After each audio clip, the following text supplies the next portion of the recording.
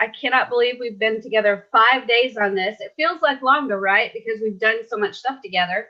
But we've got just a little bit more to do, and then that will actually be finished. So as crazy as it sounds, we got just a little bit more to go. All right, so I think we are actually really close to being live. My computer is kind of rolling, going, I think we're live. We might be live. I don't know. Let's see. Oh my gosh, it's still thinking about it. We're close. We're close. There we go. All right, we're live now. So I'm going to go ahead and do a little bit of review of what we've done so far to make sure that everybody knows what we've done and where we're going. So far, we actually went and broke down what is it to become a seller on the affiliate marketplace. So what that means is you're creating a product, you're putting it up on the affiliate marketplace, and you are looking for other people to sell the product for you. Now, does that mean that you can't sell it? No, because I have a product up on the affiliate marketplace right now that I have affiliates selling for me, and I sell it as well. So you can sell it. It's just that it's actually easier if you have a bunch of people selling for you, because then you have an army working for you to sell your product. That is actually my favorite way to use any kind of affiliate marketplace, like JVZoo, ClickBank, Warrior Plus, and now the Builderall marketplace, is for me to be the seller and then bring in my affiliate army and let them sell it for me, and I give them a good commission. And today we're going to actually talk about some tips and tricks on how to get affiliates to sell for you, because that's not always extremely easy, but there's some little tips and tricks you can do to entice them to sell your product. So we'll talk a little bit about that today. We also talked about how to find products. If you don't want to create your own product from scratch, you can actually go in and get products through ghostwriters, where you can hire writers like on Fiverr or on Upwork or places like that. Or you can go into areas like IDPLR or Resale Rights Weekly or Surefire Wealth, and all of those have what are called PLR products, private label rights products. And you can use those to help you create your own product, either from scratch, or you can alter one that they've got for you, as long as you have the rights to be able to do that. There's also resale rights, which allow you to take a product that's already created and resell it. And in that case, you can't really put your name on it as you wrote it, but you can turn around and sell it and allow affiliates to sell for you. So there's a lot of different options you can do in creating products, from creating it from scratch to creating a product with help with PLR to just reselling a product that's already made for you. So lots of different options. So what we did was we went in and we found a product that was an online coaching product that had resale rights. So I'm allowed to take the product as is, and I can put it up there and sell it. So what I did was I took a look at it and broke it apart. And I said, I've got a great giveaway product here that I can use as a lead magnet. Then I can take the ebook and sell it by itself. And then I can do a one-time offer of videos and audios that I can sell as a product. And then, since I'm an online coach, I could actually offer as another OTO an upsell to my online coaching business. Now, that would be my core offer. That would be the end result that I would want to get, was somebody goes straight through the funnel and they go to that end product and they buy my online coaching. Now, am I going to like the fact that I get some money for my ebook? Yes. Am I going to like the fact that I get some money for my videos and audios? Yes. But I'm going to really like the fact that I get the recurring income from my online coaching business. So what I'm doing is I'm creating this funnel where everybody will come in. They might take that lead magnet, and if they do, I get their email and their name. So I get a list that I can send more products to, more things that I want to sell. So that's good. Then the second level is the ebook. If they buy that, yay, I made a little bit of money. Then the next item, as they go down the funnel, they'll go to those videos. If they buy that, yay, I get a little bit of money. But then down at the bottom of the funnel, where I really, really want them to be, not everybody will end up there. Not everybody will buy that. But the ones that I sell, that is a good recurring income product for me. So that's actually where I'm trying to guide them. So that's the goal of any funnel, not just the funnel we're creating together, but any funnel you create is you've got a big opening at the top where everybody's going to come in, and you give them an enticing little thing like a lead magnet to get them in. And then you start sending them down that funnel, and they have a little product to buy, maybe a little bit bigger product to buy, and then shazam, you've got that main core product you want them to get. And you know, as you get down to the bottom of a funnel, it gets smaller and smaller. So fewer and fewer people will buy that big product. But in the result of you sending them down that funnel, you might sell a smaller product up above. So you're making a little bit of money up above, but your real goal is to send them down to the bottom to that main core product to get that monthly income for the coaching program. Now, does every funnel have to have that same exact structure? No, you can make it however you want. You don't have to have a coaching program at the end of it. You can have a membership site, or you don't have to have a monthly recurring at all. You can just sell a product and get the money off of that single product. If you have an ebook that is a Phantasmo ebook and it's very, very valuable, and you want to put a price on it of $15.95 because you think that's a fair price, and you don't really have anything else that can go with it as another product, then just sell the ebook by itself. That's okay. If you want to switch up the funnel a little bit to say, all right, I'm going to sell the ebook, then I'm going to sell the videos. And then instead of having a monthly recurring product on the end, maybe I have that whole product as a resale rights product so that I can sell them the rights to be able to sell it themselves. So it's like, now you bought the ebook and you bought the videos that you can use for yourself. Would you like to sell this to other people and make money and keep 100% of the income? So you can sell the resale rights to it. So there's a bazillion ways that you can set up these funnels. It's only limited by your imagination. And there's actually no funnel that's wrong, right? No funnel's really wrong. It's how you want them to go through your funnel. And then as they go through and you see what's happening, then you take a step back, look at it and say, well, I don't think that's kind of getting the results I want. Let me tweak it a little bit and try it again. It's just like anything you do in business. Really, the only thing wrong that you could do is give away everything that you're trying to sell. That would be the only thing wrong that you would do. Everything else, try it. That's what being an entrepreneur is about, is stepping out, trying it. And to me, the big picture of being an entrepreneur is taking 2 steps forward and 1 step back, and then 2 steps forward and 1 step back, which means you're going to have some failures. You're going to have some things that may not work out exactly right. You have to be the entrepreneur and be able to look at your business, reevaluate things, back it up, make a few changes, and then go forward again. That is the entire process. I think that if you asked anybody that has been successful and made good money at being their own business owner, they will tell you, oh yeah, I made a mistake, and more mistakes, and more mistakes. But every time I made a mistake, I learned from it and then kept going forward. So this process of building a product and getting it ready to sell, I'm going to tell you that it's all a learning process, and everybody's got a little bit different products. So everybody's funnel may not look exactly the same, right? So that's a big thing I want to tell you, because one of the things that I get in Builderall is I'll do a post, and I don't do this often because I don't like to brag about money. I do not. But I do like to express to people that it is possible to make money. So every time I post anything about making money on Builderall, I always have a slew of people that private message me and go, can you tell me how you did that? And my answer is, oh my gosh, it's taken me 1.5 years to do that. And it's all been a series of doing something and then looking at what I did, fixing it, and trying it again. And then looking at what I did, fixing it, and trying it again. When I was learning how to build mobile apps, oh my gosh, that took me what seemed like forever to learn how to publish my first mobile apps. I think I did everything wrong before I did it right.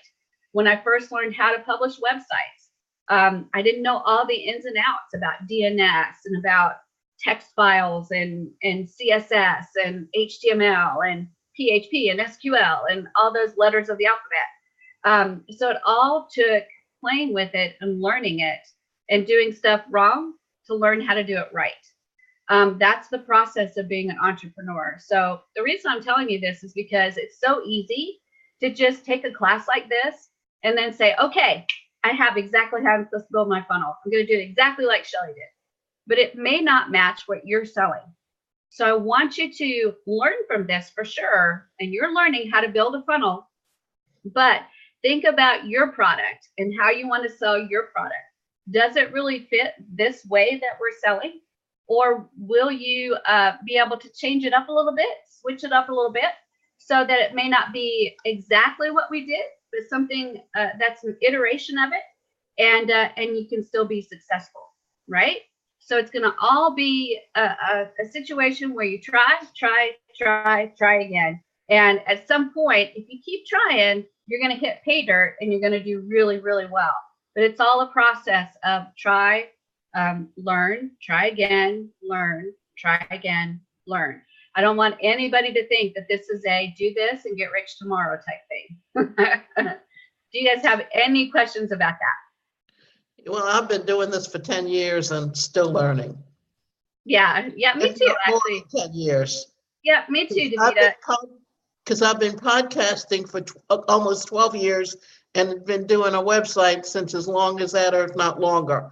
But it's, it's selling it's not like in the years ago you went out, you as a speaker and you got on those sites where you traveled around. Today it's all learning how to put it all on your website, how to do a webinar, how to market, how to use autoresponders. And and it's so funny, but so many professional speakers who did the circuit are now having to learn all of this. And then it's like they don't know what they're doing. They're lost. Yeah, and I think you bring up a really good point. If you're not in a position of always being ready to learn, then they're just going to pass you by. Spot on. Absolutely. The first time we stop learning is the day we cease to exist.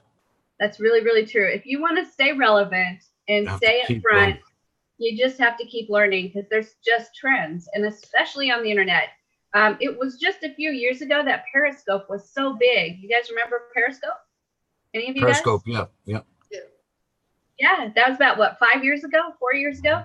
That was so huge. And I don't even know if Periscope exists anymore. It is, but now you've got Snapchat has really taken over. The other. Yeah, so you kind of have to learn how to flow with things, and anything that you do in business, it's going to be that same thing, especially digital marketing. Technology changes super, super duper fast. So I just wanted to give you guys some encouragement, because sometimes it does get frustrating, where you'll take a class like this, you'll create a funnel, you can put it up on the affiliate marketplace, you'll sell one or two, and then you'll be like, this is not the millions I was promised. You see, that's the thing. That's the problem with this type of marketing. Some people in positions like yourself, oh, you're going to make millions. You're being honest about it, and that's the truth, right? Not everybody is going to make it in the place, and but you can make a living. You can make a living. Yeah. You can make a decent living, but the main thing is that you got to keep at it. It's kind of like what Don Quixote and the windmills. You just got to keep going at the windmill, and eventually you will be successful. And how do you define success? I define success as staying in the black. As long as I don't go in the red, I'm good to go. But as long as you keep the right trend there. You see, I was involved in a thing back in 2012, and I was doing brilliant. I thought I'd made it, and then it disappeared, right? And then I was back. Oh no, struggling again, and I'm getting back to it. And I think Builderall is the future for anybody that is going to market online. Well, build a website online, not just market. It's the whole lot. The best thing you can do is look at it as a goal. And what are you doing every day that's going to get you towards that goal? Because it's not one way, it's trial and error. What doesn't work one way will work another way. And it's like, how many times did Edison, before he invented the light? Whatever. That's right. That's right. That's exactly it, Davida, is you just keep going at it, and it will work. You just have to keep learning, and you have to keep trying. And just to tell you a little bit about my story, I went from being a high school biology teacher to having an amputation and not being sure what I was going to do, right? I didn't know what I was going to do after not being able to get back into the classroom. It was very, very difficult after the amputation to do, 8, 10, 12 hours of on my feet. That was really, really difficult. And the school wasn't really receptive about me doing it in my wheelchair. So I just had to go away from teaching for a while. And teaching was what I had done for about 10 years. So I didn't know what I was going to do. And that started that process of me moving towards online. Now, I had been doing online stuff while I was teaching, so it wasn't like a huge move. But I had to reorganize my thoughts and reorganize how I was going to do it. My game plan changed. And I started little things here and there, but every single thing that I did was meant to go towards a bigger plan of creating an income for myself. And it's funny because I remember being at a point where I thought, if I can make $100 a month, extra money, just profit out of everything I pay for, I'm good to go. And once I hit that milestone, which happened really fast, then I said, okay, if I can make $1,000 a month extra after all of my costs, I'm good to go. Then I hit that one really fast. And then I said, okay, if I can hit $100,000 in income, I'll be good to go. And I've hit that milestone. So now the next step, honest to goodness, I never thought this would even be a thought in my brain. But the thought now is, can I reach $1 million in income? That is so crazy and far out of left field in my brain that it's like, I can't even imagine at this point being able to say, yeah, I've made $1 million. But there was a point that I couldn't even imagine telling you that I'd made $100,000. So it is possible. You just have to be determined and you have to see it through to the end. Sometimes that's making bad decisions that you look back at it and go, oh, that was a bad decision. I'm not going to do that one again. And then you make some really good decisions where you're like, whoo, that was a good one. Let's do that one again. But it's all a process. And part of that process is learning to do things like what you're learning now. I don't think anything can be a single thing that you're going to create an income from. It's going to be a combination of things. And one of the combination of things that I use is affiliate marketing as a seller and even as an affiliate sometimes. So hopefully this is one of the tools in your toolkit that you can use to just start thinking about how to create and generate an income for yourself. So any questions about that? Yeah, Roberta. Shelly, as far as the affiliate program, is there any way that people that want to join to be an affiliate? Because I've been for instance, joining some affiliate program, when as soon as you log in or you sign in with them as an affiliate, you get a website just like that one, but under your link. Is that something that can be done here? Yeah, anybody that is looking at like becoming an affiliate for you, shoot, I would get them your 7-day free trial for Builderall and get them started with an official account in Builderall. Yeah. And then get them started under you. Absolutely. Because then you can teach them exactly what you're doing, which is how to learn how to be a seller on the affiliate marketplace. I own the domain name trainingandmarketingtips.com. Oh, that's a good one. And I took that and put it in as my affiliate site and was building all of the things that you were talking about yesterday. But one thing was the pages that we built, I want to put the background, which is my colors of ivory on maroon, and I can't figure out how to get the colors in there. Oh, okay. I'll cover that just a little bit today. Okay. Yeah. One thing I will say, there's how many have we here? We've 10 people, including yourself, right? We're all from different backgrounds, right? That's true. I had a business. That was me back in the 1998. Wow. That's my bus, right? And that was me. I was in that seat behind you there, and I was driving around. 2008 came, I lost everything because of the downturn in the economy worldwide. I'm sure a lot of you guys here have been affected by that as well over the years, right? Yeah. What I'm trying to say is, don't be afraid don't be afraid to go for it. That's You true. know, like you might get nervous. You might say, oh gosh, yeah, but I ran a business, or I've done this and I did that. Relate what you're doing now to that business. Like, okay, in the old business, I did a bit of marketing. Yeah, you have to have a budget there for marketing, right? The internet was coming in when I was there, 1998. Now it was a fair long time. It's 20 years ago, right? Oh God, 21 years ago. Holy, whoa! It's only hitting me now. You know, the time goes so fast, right? But what really made me change was I was in CERN one time, and CERN is in Switzerland, and it's where they have the hydrogen, all these things going on. But it's actually where the internet was born. The first message was sent in an office that I was in, and the man that I was talking to was a friend of my aunt, received that message.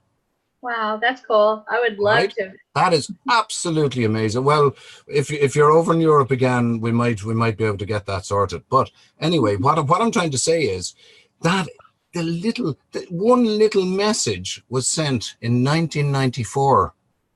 One message, and look at it now. Mhm. So relate yourself to starting off with one little funnel. Mhm. Think of what you can do, folks. That's right. Yep. Builder all is the keys to the kingdom, in my opinion. So we got a lot we can do with it. So let's go ahead and talk about our website that we're building and how we can add these products to the affiliate marketplace. But before I do that, I'm going to show you just a few things that were requested today, just kind of review. So I'm going to go ahead and share my screen. And I'm going to go into my test account. And we're going to go to our website that we built. So I'm going to go to my Pixel Perfect website, go to my sites, and then I'm going to find my affiliate marketplace. It's right here. So I'll click edit. And one of the questions I had was, how did I find that blueprint thing? How did I put that in there? So all I did was I went and added a new layout. So if I go to my page settings, I can see my layouts. And you can see that I've got a layout here called Blueprint. All I did was actually add the blueprint from the templates. So if I go back to a new site, so I'm going to go to new websites. And this new website list, if you keep scrolling down, it's quite a ways down. But if you keep scrolling down, and down, and down, there's a website template right there called Template Funnel Canvas. And what I did was I clicked edit, and then I saved this template. Okay, so I saved it to my site list. And then I went into the HTML editor, and I went to add layout. And then I chose my layouts. So this shows me my list of layouts that I have. And I scroll down until I found that one that I saved. And I saved it as the name Blueprint Images. And when I click it, it's got the layout that has the funnel icons in there. And then I just named it and click confirm. And that added that whole layout in there for me. So I could actually have all of those template pictures in there and then use it to create my blueprint. Okay, so it was actually that easy. I just took an existing website template, added it into my site list, and then chose add layout, and then chose my own layouts, and then pulled my layout in. So it's that simple. And then I could actually start using it to create my blueprint. And I use this method all the time. Every single website that I build, I try to do a blueprint for it so that at any moment I can go back and just remind myself what I was working on. Because once you start getting in here and start building funnels and building websites, you'll forget how you set it up. you go into that mode of, wait, what did I do? Why is that page there? So you want to try to build blueprints where you can. And then also when you get really good websites, you'll want to share with people. And people will contact you. I just had somebody contact me yesterday and ask me for a copy of the boot camp website design. They actually really liked it. So they'll see a blueprint page. They'll see all of the pages that I have. I'll create a public copy and send it to them. And they'll be able to see my thoughts on how I wanted to put together the website. So that's just a way of being able to organize everything so that when you start building, you know exactly where you're going. And then when you go back to it, you know what you were thinking when you were starting to build it. So blueprints are, to me, a really important way to just kind of keep track of things as you're building. Okay. So did you get that, David? Was that okay? Great. And then Davida had some questions about colors. So I'm going to show you some neat things about colors. When we talk about colors, we can actually do a lot of things with colors. Sorry, And- Shelley. Sorry to interrupt so rudely. Before you go away from that, can you please just scroll up and show me the blueprint? I just want to get a quick look at it, like for 2 seconds. Yep. And it would be amazing if you, well, I don't know, you can't make the top thing go away, can you? No. No. Nope. Let me do this. Make it smaller. Is that better? That's great. Sorry, it was a bit fragmented yesterday, so I just wanted to get a quick overview. And then you said something about the course Buildable Bootcamp page template. Yeah. Let me show you. Right Are here. those for sharing? Because Hold I on. was busy building it from scratch. Yep. So this template right here. And then when you go in and look at the replay area for each one, somebody actually contacted me and asked me for that. So all I'll do is create a public layout and just send them a copy of it. Would you mind terribly to please send me one as well? Because I was busy building it from scratch. I would not mind at all. Not at That all. would help me so much. Thank you. You're more than welcome. I Absolutely. think we've all been doing that, Phoenix.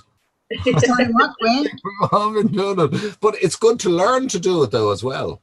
It is, yeah. But remember that there's templates and stuff available to kind of keep that easier for you, so that you can.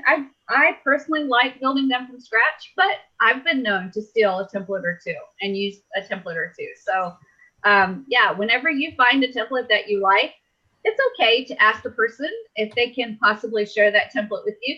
I mean, all they can do is say no, right? And when you ask Shelley, Shelley always shares. I don't think there's ever been a time that I went, no, you can't have that. And you guys be the same way. Help people get started. If you've got something that you can share and you know that you're not going to get a bazillion, there's no way that I'm going to put that template anywhere and get $1 billion for it. So why not share with them? Why not help that person get started? Remember, there's a ton of space on the internet for everybody. And if you start to hoard your information and hoard your stuff, well, you're just going to be by yourself. That's what that results in. So share with people, help them to build and grow as well. Okay. Let me go ahead and share my screen again. And, Roberto, can I share that with everybody? Roberto, can I share my screen and share that? Okay, let me open it up and then I will share my screen so you guys can take a look. So here, oh wow, that looks great, Roberto. Oh my gosh, look at that. I love it. So welcome to the Basic Digital Marketing Program, building an email list with a lead magnet funnel. Absolutely fabulous. There's my picture right there. Woohoo! That's great. And then let's get started now. And it takes you into the lesson. So that's absolutely fabulous. You did a fabulous job with that. And I love those links right there too. So fabulous way to use that and use it as a lead magnet. And guys, that's what that's for, is for you guys. So if you want to design your own and then use it as a lead magnet and say, hey, I'll give you a 7-day free trial and I'll give you this boot camp to be able to do this thing. That is so great, right? That's why Builderall's paid me to do these courses for you. So use it as a lead magnet. Use those things to be able to entice people to jump in and learn how to either become a seller on the affiliate marketplace or make an anchor page or do a lead magnet funnel to build their email list. So, and there's more boot camps coming. Use all of them, you guys. Use all of them for sure. All right, let's jump in and take a look at colors now. Roberto, you did a fantastic job. I'm super excited to see that. I would call that an A+. All right, so let's take a look at colors. So I'll go into just a blank page. So I'm going to go into that first area. And I'm just going to create a new page, which is going to be a blank page. So I'm going to go blank and a blank. And I'm going to call it Davida. This is our Davida page. And I'm going to click confirm. And now from here, I can actually do a lot of different things. I can change the background color of the page. To do that, I'm just going to go to my page settings, and I'm going to go into that layout and then find the Davida page and click my gears. And then from here, I can actually go into the page settings and change the background. So right here is change background. And I'm going to do it for all pages, the desktop, mobile, and even tablet. And I can change the color of the background. So I can change the background to red and then click OK. I can do it as a texture like this, and then I can click clear and take it all off. So there's a lot of stuff that I can do, and I can apply it to the entire layout. I can apply it to only this page. So I'm going to click only apply to this page, and there's the color right there. So you can see that I've got a lot of power in changing the way the page can look. I can not only do the color, I can make it a gradient color, so I can add a gradient, and we'll choose that gradient right there and save. Apply that gradient. So there's a gradient of color, so it starts one color on one side and goes over to the other side. I can add texture like that, so it adds texture to the page. I can add an image. So I can click here and grab any old image and put it on the page. So it actually puts that image on the page. So there's actually a lot of stuff I can do just in this area for color and images and design. Or I can just clear it all and start from scratch. Then I've got the option of choosing some standardized colors for any page that I want or for the entire website. And this is how I normally do it.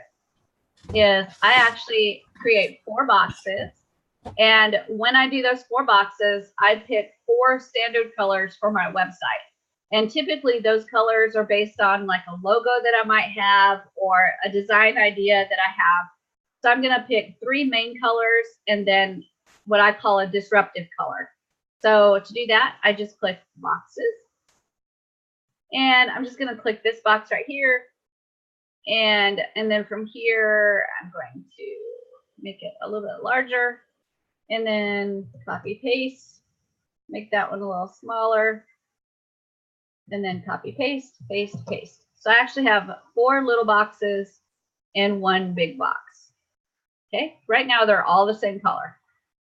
And I'm going to right click this one, go to appearance, and I'm going to make it clear. I'm going to take the color out. And when I do that, it does that to all 4 of my other boxes because they're all the same style. Okay, so if I change one, it changes all of them. So what I need to do is go now into each box, right click, go to appearance, and I'm going to change the style of the box. Right now it's style box custom 11. I'm just going to copy that style. And so now I have box custom 12.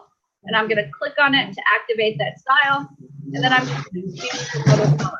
And let me jump out real quick. I've got some noise. Hold on just a second. Okay, hopefully that helps. So we're going to just pick another color for this box. So I'm going to do, let's say we'll pick some brown. There we go. So there's a brown color for that box, and I'll put it inside there. And then this box right here, I'm going to right click, go to appearance, change the style to a different style. So we'll copy, click on it to activate that new style, and then I'm going to change the color. So what goes with brown? Let's see, kind of a orangish color. That looks good. So I'll click and drag that over there. And then the next one, I'm going to right click, go to appearance, and I'm going to change the style again. So I'm going to click copy, pick that new style, and then change the color to something else that goes with brown. So I might click maybe a yellowish color, and right there. And then the last box, I'm going to actually pick a disruptive color, something that's really bright and maybe stands out. So I'll go to appearance, click return, change the style to a different style. So I'll duplicate and then click the new style, and then go to edit and colors. And for this one, I'm going to pick one that maybe stands out. So maybe like a bright red. Ooh, that stands out a little bit. Maybe orange. No, that doesn't stand out enough. So I'm going to go with the bright red and then put that right there. So what I've done is I've actually started the process of picking out the colors that I want for my website. And those colors right now look like they are brown, kind of an orangish, yellowish, and reddish. And that bright red color is typically what I would say for like my buttons or the things that I want to call attention to. And then all the other colors, I would stick with brown, orange, and yellow for my banners, for my text and stuff like that, to make sure that everything inside the website is consistent. And the next thing that I would do is I would right click on that box and I'd go to appearance. And once I nail down the colors that I want to use, I would click on that color and I'd go to more colors and I'd copy that code right there. That code is important because you want to use that code for that color brown throughout the entire website.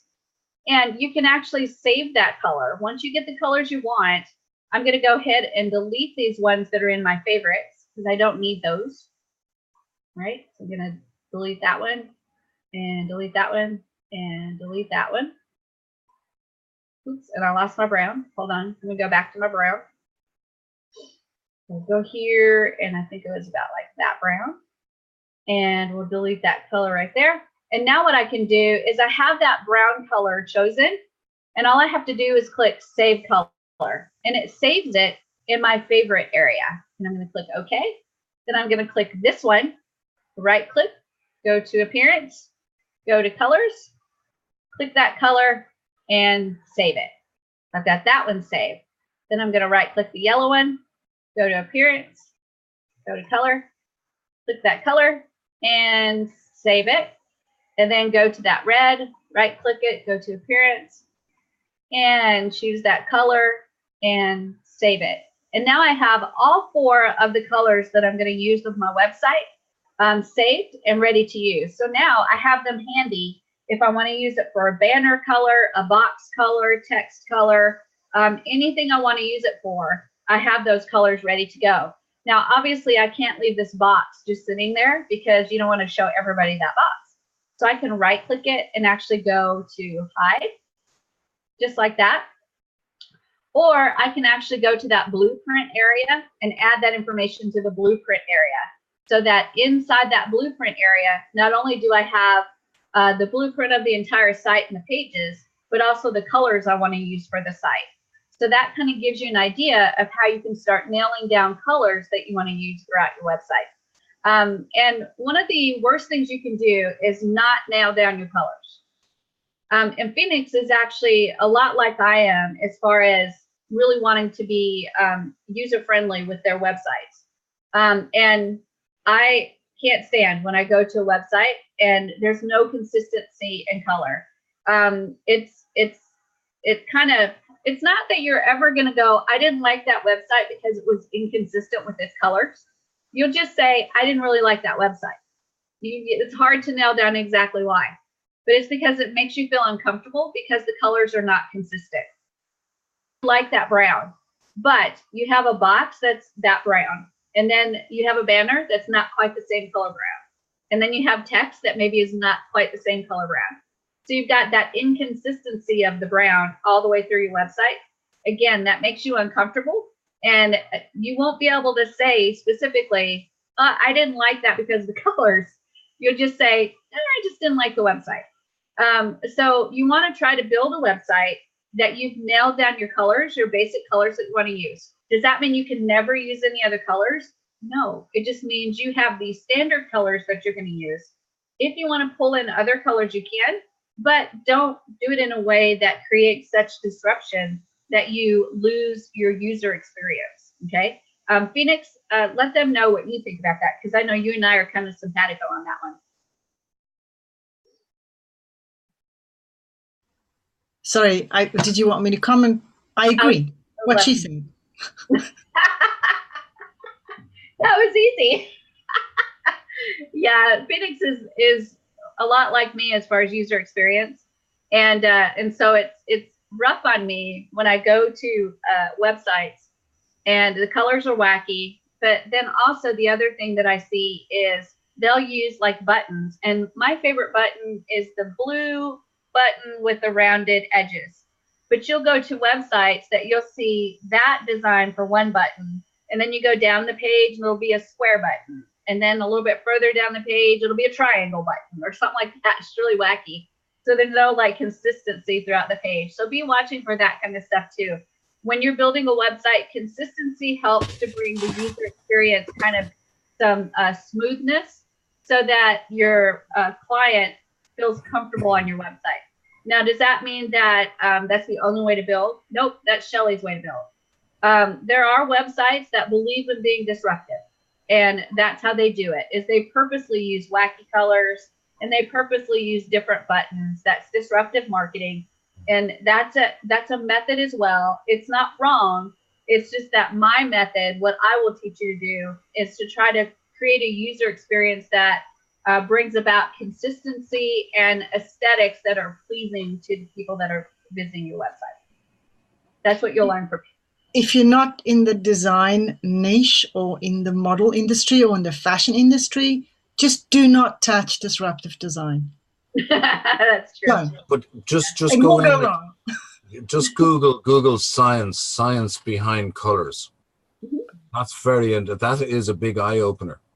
Yeah, and you can find all kinds of color wheels that tell you what colors to put together. Yes. There's lots out there for not put together. The Yeah, one thing we do know is that red is the sort of right, but a lot of people use red as the contact us button because they see that, and an awful lot of people will do that on the red. That's right. You know, it's very, very strange, and that's why, like a lot of the social people, you know, the politicians, they wear a red tie. Mm-hmm. Yeah, red is a power color. Yeah, this is the thing, you know.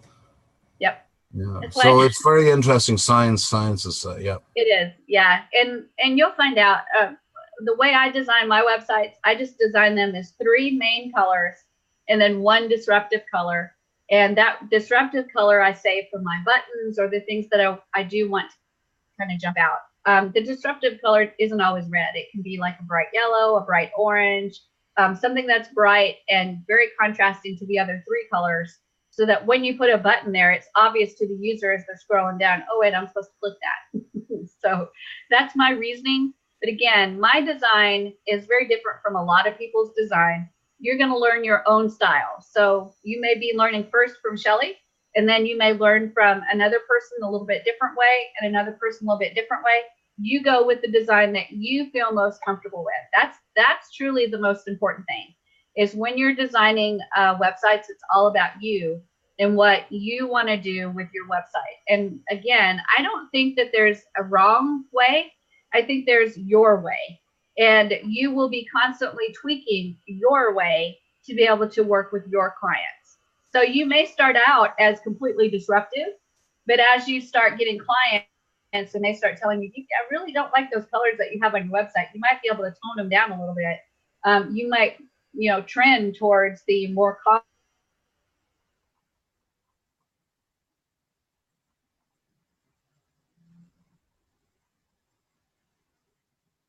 No, I think we lost Shelly there for a minute. Oh, poor Shelly. and trend towards the more There you are. There I am. But you might, what I was saying is, I know, right? But you might trend from the calm way that Shelly does it to the disruptive, or you might trend from the disruptive to the calm way that Shelly does it. Neither way is wrong, you guys. There's no wrong way to do it. It's just you have to figure out what works for you and your clients. Okay. I think that's what a lot of people miss saying, is the gurus come on and they say you have to do it this way. And to me, that's almost a disservice, because there's no one way to do it. Everybody's different. Every product's different. Every niche is different. every group of people. I hit people that are maybe the older generation. I get some of the younger generation, but most of the people, my avatar is going to be older people. And they're going to be looking at a website differently than maybe a teenager or a young 20-year-old or something like that. So everybody's different, and you have to figure out what works for you. Did you see how to do the colors? Yeah.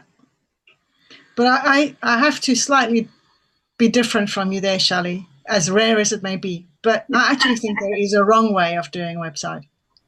And I have seen a lot of people building their websites in Builderall, and they are really bad.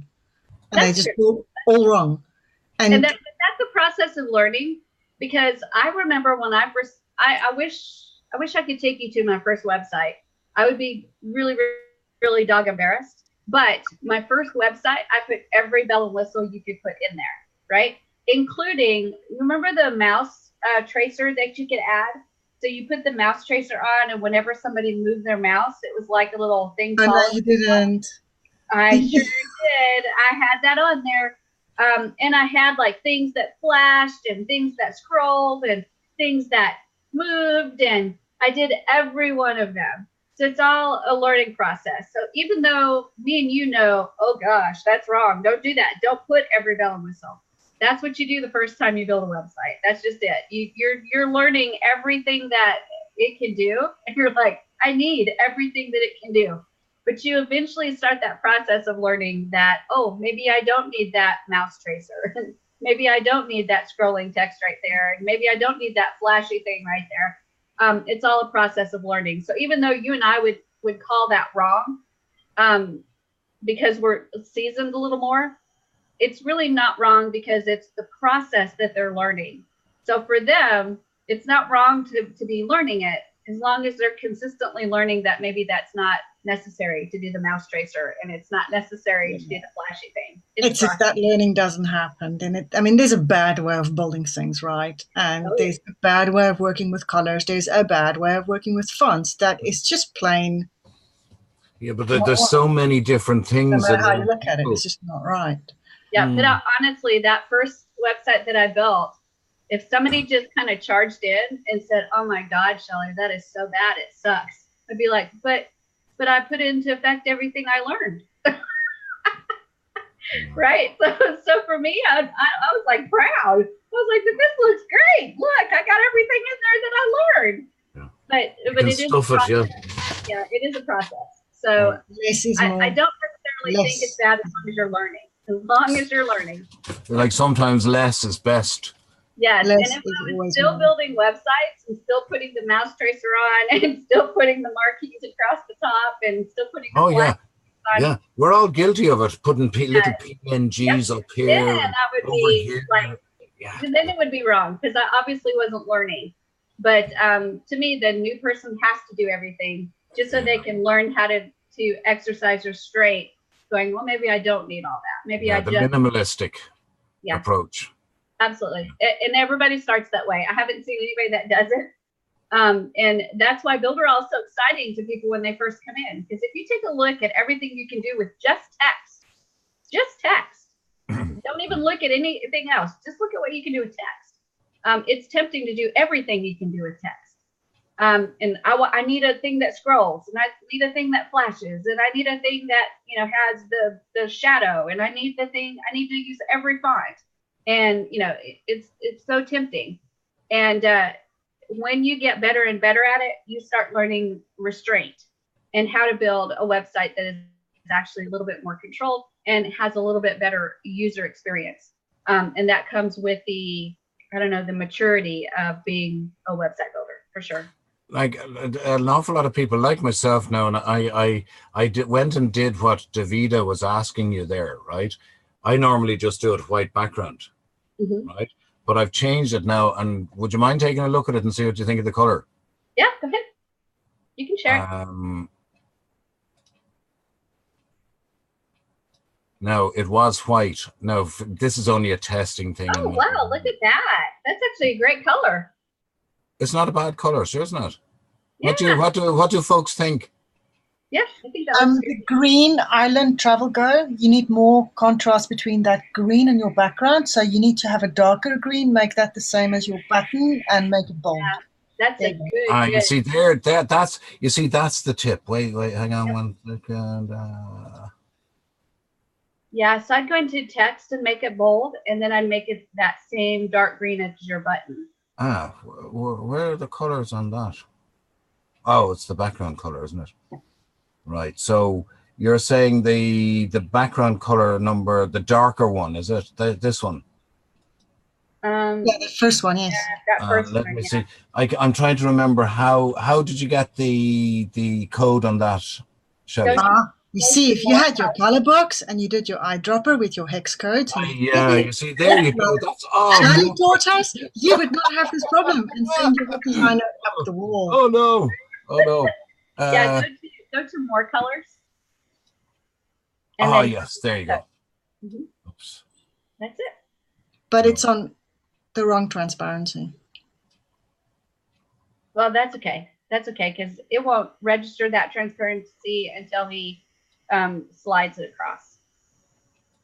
So then if we go onto this, oops.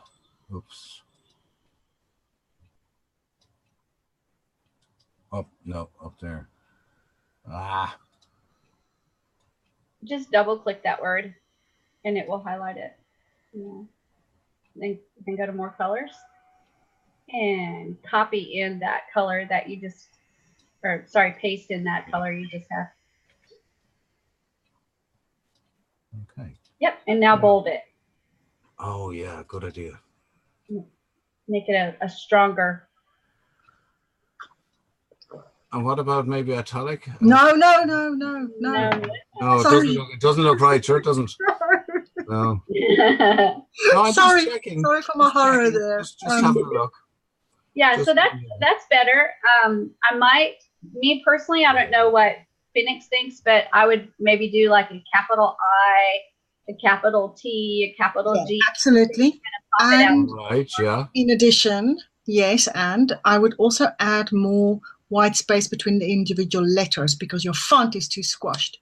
So when you go into the capital T and when you set up your styles, the capital T when you go to your H1 on the left in the capital T. Yeah. Hang on. You're doing that first. Yeah. Okay. That makes it stand out a little bit more. Okay, now go to your menu on the left where you see the capital T. Click on that, and on H1, click on that, yes. Now we see it says letter spacing, fourth from the top, go down, there, stop. Increase that by about 3. More, go to 5. Yeah. Yeah, that's not. Yeah, that's slightly better, or I might do a different font, but that's good enough for now. Yeah, but that's what keeps it from looking so scrunched like that. It's still a bit scrunched. I would probably do a little different. That's a learning, lads. That's brilliant. Now, what about this here? Would you move it in line? I would first get rid of that little blue triangle, which doesn't. I've tried to figure this out, and I can't. When I go back to the appearance of it, it's the design of it. Yeah. Go to let's pick a different button. Yeah, click a different button at the top. So click a different one. Yeah. Yeah. The first one is probably the better one. Yeah, and now you can go with changing the colors, and that little triangle at the bottom won't be there. Right. Okay. I'm taking up too much of your time. I'm sorry, Shelley. Gosh, I'll stop. That's okay. These are really, really common questions, and we've actually talked before about putting something that I call the Builderall hot seat together. We actually. Oh yeah, I talked about it too. The design review sessions. Yep, but it's so hard to get the time to do that, and it may come to fruition someday. After I've moved later. Yeah, but that's something that we've talked about. I know I was working with 2 other people to do it as a group and have people come in and submit their site, and then as a group we would actually just take a look at it and give our suggestions. And again, the biggest thing is that you take people's suggestions in, but ultimately you do what you're comfortable with. Because when I was first making my website for one of my first big companies that I created, it was called worldsouth.net, and it was actually a dial-up service. Back when dial-up was big, I had my own dial-up company where people dialed me up to get out onto the internet, and they paid me monthly. And I was really proud about my website. And Phoenix, you'll get a kick out of this. It was blue and white and all those same colors that I do now. Very calm colors, very nice, comfortable colors, right? That's just me. And I was very proud of my website. I had a globe that turned around. So it's really a neat, clean, pretty website, right? worldsouth.net. And I went into the Small Business Association to get some ideas on how I could improve my business and make it even better. And their first attack, and I call it an attack, was on my website. They actually went to my website, and my website wasn't even on the table to be changed. I was real happy with my website. But they came in and said, it's too calm. It's just too clean. And I was like, that's a problem? And they were like, yes, you need to be having bright colors, and they need to be uncomfortable looking at your website so they remember your website. And to me, that was like totally wrong. And now, like 20 years later, I'm thinking those people had to be on LSD or some kind of drugs, because they had, to them, it had to be disruptive. To me, it had to be comfortable, right? I wanted a user experience where people came onto my site and they were comfortable. Now, was the Small Business Association people wrong? No, in their mind, that's the kind of website that works for them. In my mind, the user experience needs to be comfortable. I want people to be like, come to my page and go, wow, what a nice page, right? So neither one's wrong. It's what you want for your business. So But that was your brand. Yep. What you did was, that was your brand, your colors. The same way that my brand is maroon on ivory, or I switch it around where it's a maroon background and an ivory printing. There you go. That's exactly right. Phoenix, you were going to say something? Yeah, I was. It's gone now. Sorry, everybody. I'm so scattered. I have to move out of here in like 2 weeks, and I'm quite stressed. Don't be stressed. Life. Between packing and moving yet again. That will be the fourth move in a year and a half. So Wow. I was thinking about the colors and about the branding. It will come back to me. Sorry, I don't want to waste your time. That's okay. And you guys will learn this after you've done it a few times. It doesn't take but a few times, right? The first time you throw everything and the kitchen sink into your website because you can. And then the second time you're like, well, maybe I don't need that little mouse trailer. And maybe I don't need that little flashy thing. And then the next time you're like, oh, I think I'm going to look at it from the user perspective and actually think, what would the user want on my website? So every time you build, you're going to get a little bit better and a little bit better and a little bit better about user experience and figuring out what your style is, right? Everybody has a style. My style is blue. I like blue as well. Yeah, I'm with you. Yeah. No, I wish I could tell you that I was like a fabulous website builder, but every website I build has got that blue in there. It's got rounded buttons. It's got, that's just my style. I don't know why, but I can't go away from it. I'm jealous of people that can build these very artistic websites, and you're just like, wowzy, wow, look at that. I never thought to do that. But that's what makes me Shelly and that person, whoever they are. Everybody's a little bit different. There's no doubt in my mind that when you see a Shelly site, you're going to go, yep, that's a Shelly site. It's got rounded buttons and it's blue. That's just the way it works. But anyway, let's go ahead and jump in and take a look at the affiliate marketplace. And we're going to start adding our products in. Now that we've talked about how to add our layout, we've talked about colors a little bit. We'll talk about the affiliate marketplace and how to add our products. So I'm going to go ahead and share my screen. Shelly. Yeah, go ahead. Can you take me back to your magnet page for this project? Yeah, absolutely. So I'm going to go back here to the lead magnet page. That one. So this one right here. Yeah, thank you. Was that good? Was that all you needed? Man, that was easy. Thank you.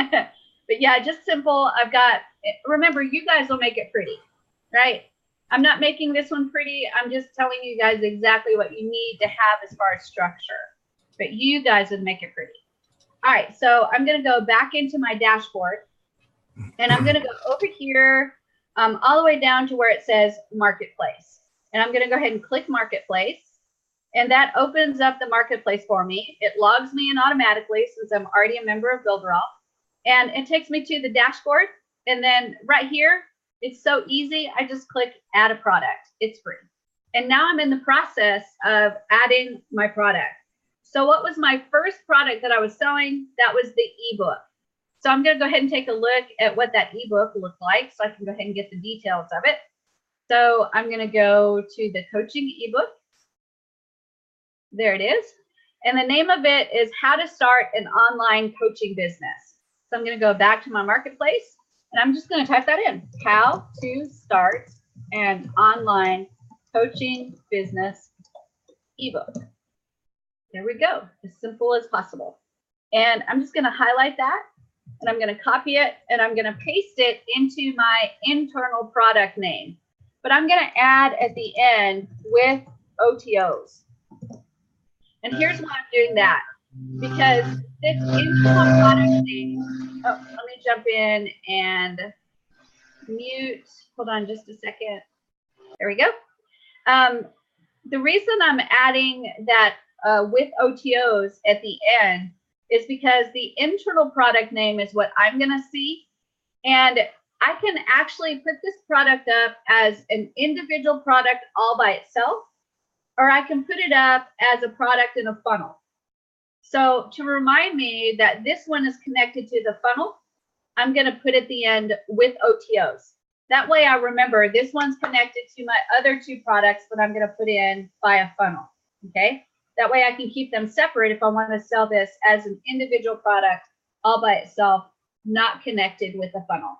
Does everybody understand that? Let me look at your eyeballs to make sure you understand that. Yes? So I could sell this ebook all by itself with no OTOs, but I'd have to have it as a separate product to be able to do that. So if it was a separate product by itself, I would just have that internal name. And then the one with the OTOs, I'd have with OTOs at the end. So I know which one is which. Got it? How do you get there? I'm trying to get to the marketplace and add a product, but I don't see how. Okay, hold on a second and I'll share it again. So if I go to my dashboard, down the list on the menu on the left-hand side, Okay, there's just a menu item called Marketplace. I got that. Yep, and when you click it, it should take you like all the way in. Does it take you all the way in? It took me to actually the dashboard, Builderall Marketplace Home. So you clicked on Add a Product. Is that what you did? I did. Okay. Is that available to you? Yes. Now Okay, yes. fantastico. That's fantastic. All right, so now we're in the process of adding our product. We put the product name and we put the internal product name. And remember, I put with OTOs to remind me that this is the one that's going to go into the funnel. The next thing I have is I can allow sales and show the product in the product library. So I don't want to click allow sales yet because I'm not ready to sell this product. And I don't want it to show in the product library yet because, again, I'm not ready to sell this product. So I'm going to leave both of these unclicked. But when I'm totally ready to sell, I'll go ahead and check mark these. Okay. And here's another trick is the first one, the ebook, I'm going to show in the product library. But the video sales page and the online coaching, I am not going to show in the product library. And the reason I'm going to do that is because I want them to start in the funnel at the ebook, right? I don't want them to jump in the middle of the funnel and go into the videos first. So I'm only going to show the ebook in the product library. They'll start there and then they'll get access to the videos and they'll get access to the coaching. Okay. So the ebook is the only one that I'm going to end up putting in the product library. So the only way they can get to my videos and my online coaching is to go to the ebook and buy it first. And then they can go to the videos and then they'll go to the online coaching. Okay. The next thing that I set is the launch date, start time. So I can set the date for, let's say February the 18th, and then the actual time, and it's showing in Eastern time. So I'll set it for 12 o'clock, just like that. And then it says the product will not be visible in the product library until this time. So if I check mark to add it to the product library, it would not appear until this date and time. I also have the ability to add an image for this product, and the optimal size is 500 by 500. So let's go ahead and click image, and we'll see if we can find the image here. Let's see, training and business, and here, and we'll go to graphics, and we'll see if we can find a graphics that we can add. So here's one here. It's pretty big. There's one, that one's pretty big. I guess we'll grab that one and see what happens. There it is. And we'll kind of just expand this, see if we can expand it and show the book. This will go just like that. And we'll take that image for now. We can always change it later. And then I get to select the currency. And because I'm in the US, I'm going to pick the dollar. And then I need to choose the price of the product. And we said that we were going to sell the ebook for $15.95. And now we have to decide what the commission of this product is. So what are we going to pay out to our affiliates? And I'm going to talk to you a little bit about that, because this one's a really important thing to think about. You don't want to just willy-nilly assign a commission on it, right? Oh, I think I'll give them about 10%. You want to think carefully how you want to get them to sell your product. So if you remember, we've talked about the main product that we really want them to buy is our online coaching, because that's going to give us residual income. So we're going to give up commission on the front end to entice affiliates to sell for us, so that we can get a bigger commission on the tail end to be able to get them through the funnel and into that core offer. So it's not unreasonable to give away a big chunk of your commission on that first product. So looking at the $15.95, what are you willing to give up to entice someone to sell your product? And for my products, I actually give a lot on the front end. So on that social media explosion that I've shown you guys, I actually give them 75% commission on the front end product. Okay. That means that that product is selling for $47. I give them 75%. That's a huge chunk, right? They're getting a lot of money. But if an affiliate is looking at that, they're going to go, wow, I get out of $47, I get 75% of that. I'm selling that product, right? That entices them to want to sell my product. Then on the second offer, the one-time offer one, I'm giving them 50%. And then on the final one, I'm giving them another 50%. So they're getting well rewarded for actually selling my product. So $47 on the front end product, they get 75%. And then 50% on the next product, which is $47. And then 50% on the next product, which is $97. So they're getting a lot of money. In fact, they're getting more than I am. So how you could look at that and say, why are my affiliates getting more? But remember, your affiliates are only going to sell a limited number, right? But you're going to have an army of affiliates that are selling for you. So your affiliates might sell 10, but all I need is 10 affiliates selling 10, and I've sold 100, right?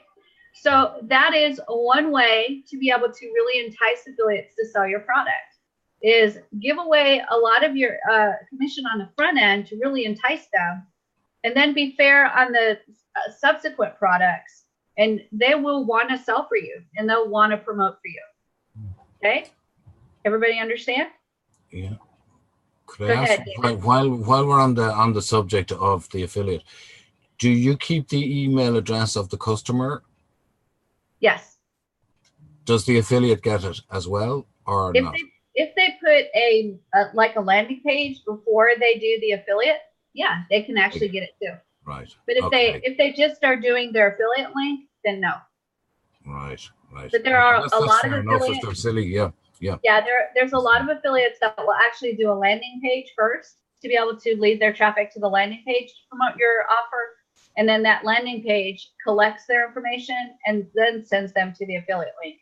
So it just depends on how savvy the affiliate is, really. Yeah, that's it. Like while we're on the subject of that, some of them have a pop-up at the end. If you don't sell, they try to give you a going away present to get your. Yeah, you can actually do that. There's a way to do that in Builderall with Is the there? Mhm. Wow, cool. Yeah, I must look that one up now as well. Yeah, Yep, great. yep. Thanks. Phoenix. David, yeah, thanks. David, you need to remember that for GDPR in Ireland and Europe, you have to have your client specifically opt in to be on a particular list. So if you have got any affiliate product, you need to build a bridge page. You need to tell them exactly what they're opting in, and you can only email them about that product. Mhm. It's tricky. You cannot have them as a future marketing lead. You cannot suddenly then email them about my product. So be very careful about that. Yep, it's GDPR is super duper tricky. So really, what we'd be using Mailing Boss in a big way, because they'd be on a separate list. Absolutely. Isn't You're gonna that end up that's the way to do it? And you see, that I think that this is a very valid point now you bring up, Phoenix, right? Because if I was everybody in the world, I would start doing it this way, because it's all going to change. It's not just going to happen in Europe, it's going to be worldwide. Mhm. So it's, yeah, I think that's a very, very valid point you just brought up there. Excellent. Yeah, well done. Nice one. Yep. Yeah. All right, let's continue to take a look at our affiliate marketplace. So we've set up our dollars, we've set up the price, and now we need to talk about the commission. And because this is the first product inside of my funnel, and I really want to encourage my people to sell my product, would you guys be willing to give up 75% commission on a $15.95 product? What do you guys think? Nah, I'd go for 50.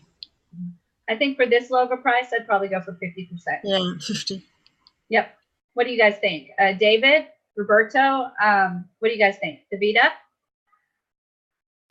On the lower prices, yes, it wouldn't be really viable, and an affiliate would sort of say, is that person mad for giving me 75% of $15.95? You know? Yeah, and let's crunch the numbers. Let's always crunch the numbers. Don't guess, crunch the numbers.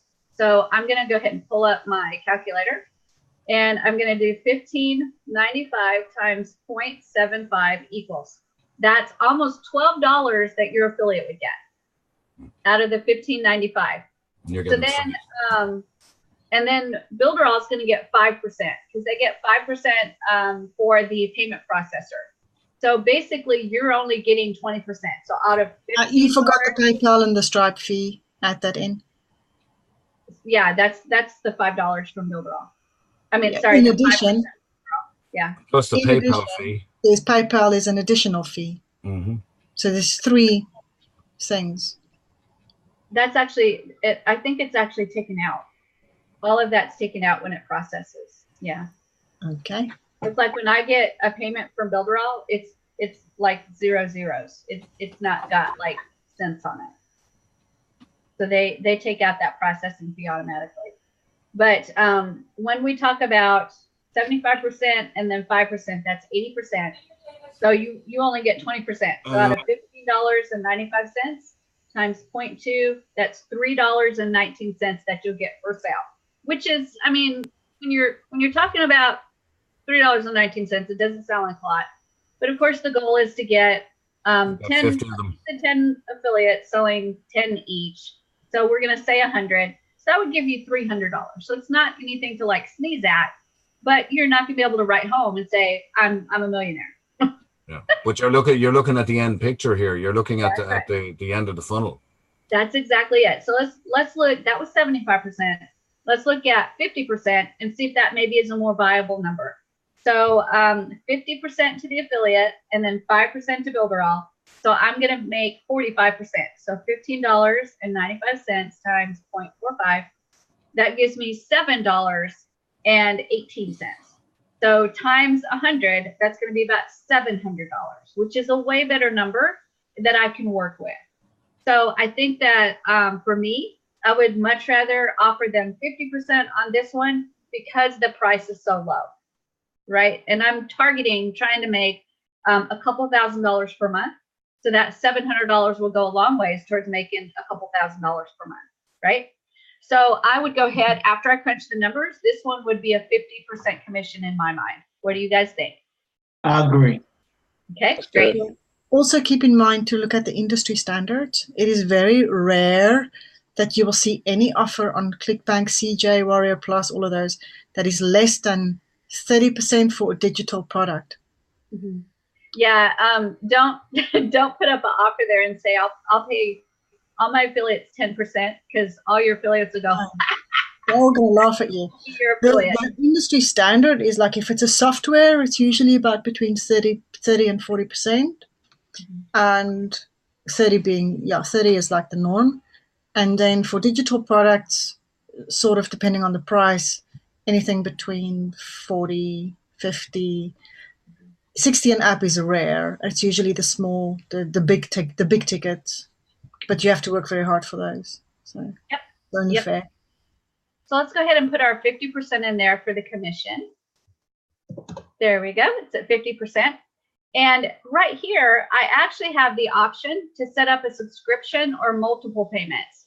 And if I tick that so it's activated, it actually gives me the ability to set up the payment period in months and then the total number of payments. And if you set it for 0, that just means it's going to be unlimited number of payments. So you can actually set up subscriptions in here too, which is fabulous. Or you can set up a limited number of payments. So like for the Certified Partner Program, we had the ability to pay a one-time fee of $1,500, or you could do 3 payments of $500, either way. And both of those were set up inside of the affiliate marketplace. So that is a possibility that you could set up subscription payments or a limited number of multiple payments. I'm going to go ahead and uncheck that because this is just going to be a one-time purchase. And then if you've got a limited quantity, for example, the Everest tickets, they don't have unlimited quantities. They can actually put the quantity in there and the system will not sell over that quantity. So that's another neat feature. If you leave it blank, it just means you have unlimited quantity. Okay. Then you've got your support email and support URL. Remember me talking to you about we needed a support page? This is why you need a support page, because you need to set up your support URL and put that link in there. So if I go back to my site list, so I'm going to go to my sites, and I'm going to go to my affiliate website right there, and I'm going to go ahead and publish. Let me find the publish button, and we click publish, and then OK. And so that's making this site public so anybody can see it on the internet. And then I'm going to go to the live website. There it is right there. And I'm going to go ahead and find that support page right there. And I'm going to go ahead and copy that link. And I'm going to paste it inside of the affiliate marketplace. Now, obviously, you wouldn't use the slug that Builderall gave you. You would connect a domain. So you'd have your domain name and then whatever your support page was. But whatever your support URL ends up being, you want to put that in that field right there. And then, of course, you want to create your support email. There are several standard emails that I create for every domain that I attach to Builderall. So there is the support @ and then your domain name, admin @ and then your domain name. And then I always do a Shelly @ and then the domain name. So those are the 3 standard ones that I create. So I'm just going to pull one of the ones that I have for another website. So I have support @ deltaentrepreneurs.com. That's good enough. And then do you have a landing page or a sales funnel or a squeeze page? And we actually do, don't we? We have just a standard squeeze page. So I can actually go and get that page and copy that URL and put it in there just like that. And that will be the squeeze page, the lead page, lead magnet page, the landing page. That's what kind of all of the names that this page is called. And that's just to get their name and their email from them before they're actually sent into the funnel. And then the next field is what's the affiliate URL? And if you remember, we created an affiliate page. I believe we called it affiliates. There we go. So that's the affiliate page. So I'm going to get the URL for that, and I'm going to drop it into that field, just like that. So then the next question is send all traffic to the sales page after the launch date. So this is the page they're going to go to before the launch date. They're going to see that they have to put in their name and their email. I can set it up so that it goes to the actual sales page, but if I tick that, it will skip that squeeze page. I don't want to skip that squeeze page, so I'm just going to go ahead and leave that unticked. And that will allow me to get their name and their email and then get sent to the sales page. Okay. Then the next question is pass affiliate ID to the sales page. What that means is if they use their affiliate link and they go to the squeeze page, do I want to make sure that their affiliate link follows them to the sales page? And of course, the answer is yes. So I'm going to tick that to make sure that they get credit for the affiliate sale. That part's really, really important because you don't want your affiliates to miss out on their sales. The next one is return period.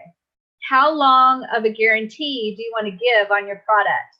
And you can set your product for a number of days, weeks, months, or even years.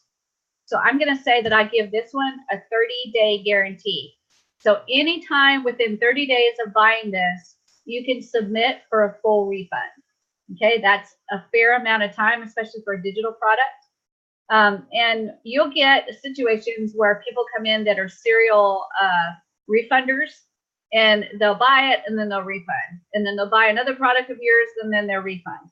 But then you'll get those other people that like that 30 days, if they have the time to be able to review the product and really decide if it's a good product or not. So I know several people. I have so many products in JVZoo, and there are many products or many people that consistently buy my product and then refund, and buy my product and refund. It's just what they're going to do, unfortunately. So Can you not block them? I guess you could. I never have blocked any because my philosophy is that karma is going to bite you in the butt eventually. So I don't have enough of them that it hurts my business any. But every time I get a refund, it's the same people. It's the absolute. I'm keeping an eye on one now at the moment. They didn't go through the proper channels through support to get the refund. They went straight to PayPal. And it diminishes your value with PayPal. That's absolutely true. This system is set up so they can refund through the affiliate marketplace, so it doesn't hurt you on PayPal. So that's really good. Right, Kelly. That cool. They set up like JVZoo. Yeah. And did I have another question, Roberto? Yes, that refund policy. You're having a few products. You're having the first, when they first come in, the OTO number 1, the OTO number 2. Is the policy, refund policy for all of the product or just for the first one that they get? You set it for each one. So if you want a 30-day on the ebook and then a week on the online coaching, you can do that. Okay, good. Okay, each one is different. All right. All right, so I'm going to go ahead and share again. That was a good question. Then right here, you've got affiliate approval. If you click that, you have the ability to manually approve affiliates. You can auto approve affiliates, or you can just say no affiliates to sell this product. I always set mine to manually approve because in the Builderall marketplace, you can actually say, no, you can't sell my product. So JVZoo has the same setting, and rarely do I not approve someone. I'm not real picky about my affiliates. Every once in a while, I have to not approve someone, but for most of the part, I like manually approving them. Auto approving means that if they apply, they get approved. I personally like manually approving them. The other piece of that is that you're going to be building a relationship with your affiliates. So it's, to me, better to go in and manually so you can start getting to know names and becoming familiar with your affiliates. So I'm going to go ahead and set mine to manual. You may be more comfortable doing auto approve because you don't really have to do anything when they apply, they're approved. But for me, I like building that relationship with my affiliates, so I do manual. The next one is make my product eligible for product of the day. You always want to do this. So check mark it, and maybe at some point you will be product of the day on the affiliate marketplace. Then the next one is the affiliate terms, requirements, and questions. So remember that I built an affiliate page and I put that right here. So for me, all I do is just copy that link, and then I go down here and say, please review our affiliate website or webpage. And then I copy that link. That way it's real easy for them. They just go to this link. They'll see all of the terms for becoming an affiliate. And then there's another area that is notes to affiliates. And I'm just going to copy and do the same thing. So please see the affiliate webpage, and then I give the link for that. If you want to put terms and conditions right there, instead of putting all of it on the affiliate page, you can do that. But my personal preference is to have a complete affiliate page that has everything that they need to understand what they get when they are your affiliate. And then you just keep directing them to that page instead of having it, different things in different places. Then you have the custom receipt info. This is what you can put as far as information on the receipt after they buy the product. And I just could say, thank you for your purchase. Simple. And then for the email receipt, this can just say the same thing. Thank you for your purchase. But remember, you can use this if you've got multiple products, multiple funnels. You can actually use this to advertise another beginning of a funnel. So you can send them a link to another product that they might be interested in. The next area is archive the product. This is what you're going to use if you're ready to disable a product and kind of get it out of your way. We're not ready to disable this one yet, so we're not going to do that for sure.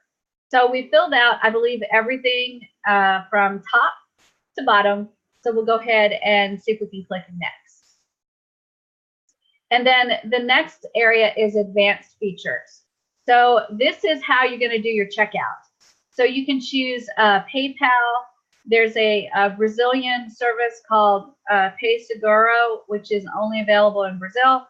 And then there's Stripe. So I can choose PayPal Adaptive, and I can actually use Stripe. And when I do my button, when I create my button and add it to my page, they can choose from PayPal or Stripe. So it's actually pretty cool. So this area right here is make a dime sale. A dime sale is a really interesting concept where you start the price at a very specific price, maybe $1. And then every time a sale is made, maybe it increases by $1, or it increases by $2 or $5 or $10, or it only increases by a dime. You decide how it increases. So making a dime sale is what kind of creates urgency. So if you've got a dime sale going and the price is low, you're going to see people jump in and buy it fast because they know that if they don't, somebody else is going to buy it and the price is going to increase. So that's what a dime sale does, is it creates urgency. I don't usually do dime sales, but if you wanted to create urgency and do that, you absolutely could. You can also create a timer so that you have a special sale, a special price for only a short amount of time. So you set the price at whatever you want it, then you set the start date and the end date, including the time. And the time is in Eastern time. And then that product will sell for only that price for only a specific amount of time, and it will actually have a timer on it. So you can do that for your sale. We won't set up that right now. Then we have autoresponder settings. So if a person buys this product, now remember, we've already collected their name and their email in our squeeze page, but we may want to set it up so that when they buy this product, they go into a different subscriber list. So I can check mark that, so I tick it, and then it connects to Mailing Boss for me. And then I can choose if I want to connect to Mailing Boss or Aweber, GetResponse, or SendLane. Let's go ahead and choose Mailing Boss. And then from there, it pulls up all of my Mailing Boss lists, and I can just choose which one I want to add them to. So I would just go into Mailing Boss and add a new list that said ebook customers, right? So that would remind me, these are the people that bought the ebook. And then I would just add them to that list. If I didn't want to add them to a different list, I could just leave it unchecked and they would not be added to a new list. Okay, that is definitely your choice. But now that I've selected everything on this page, I'm going to go ahead and click next. And now it comes to the last section, the delivery method. And on here, I can choose 3 different ways to deliver my product. I can choose a unique method where I upload a file, and that's the way I'm going to do this one. I'm just going to upload my file for the ebook. And the file format can be a document, a PDF, an Excel spreadsheet, a 7-zip file, a RAR file, another type of Excel spreadsheet file, a regular zip file. You can add a GIF, which is an image, a JPEG, which is an image, or a PNG, which is an image. So you can use any of these file types to upload. And the maximum size that each of these files can be is 50 megabytes, which is not very big. So if you've got large items like videos, you're going to have multiple files that you upload to be able to get your product up onto the marketplace. If they're just so big that you can't upload everything, then you can actually do a membership area. And this is similar to the e-learning environment. If you click here to continue, it allows you to have modules and then lessons inside of each module. So right now, this one has 0 modules and 0 lessons. So you can deliver it a lot like the e-learning environment, and you can upload files into this environment. So that's another way you can deliver, is like an e-learning style environment. Or you could actually go to the last delivery style, which is an external integration. And this is what's going to allow you to connect to a membership area. So if you decided that you wanted to deliver this ebook through a membership area, all you'd have to do is create the membership area and then pull this down arrow and choose which membership area you wanted to release once they buy this product.